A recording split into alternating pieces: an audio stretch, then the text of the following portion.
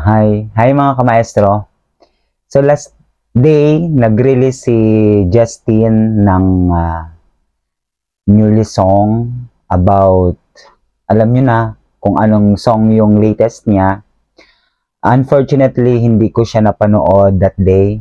July 19, nirelease niya madaling araw yung kanyang newly song.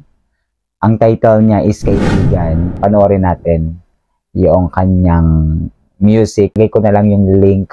So, para yung mga hindi fan ni Justin at yung hindi pa nakakapanood is mapanood nila yung full music video niya. So, let's go mga kamaestro. Yun lang.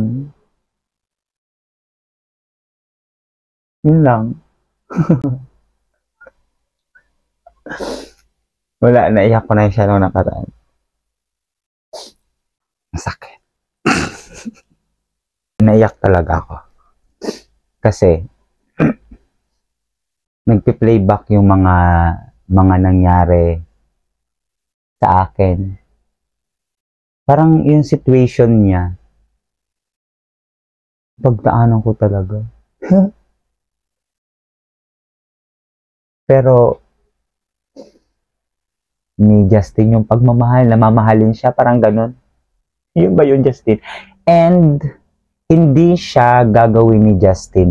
I'm pretty sure na hindi niya mabubuo, makikreate yung music na yon kung hindi niya ranas. So, I guess, na naranasan ni Justin yung mga ganun bagay.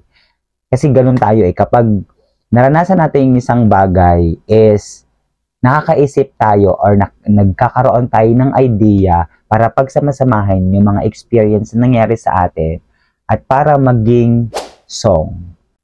Thank you, Justin, to make this song for us kasi relatable naman talaga siya. Pwede bang hindi na lang tayo masaktan? Pwede ba yun?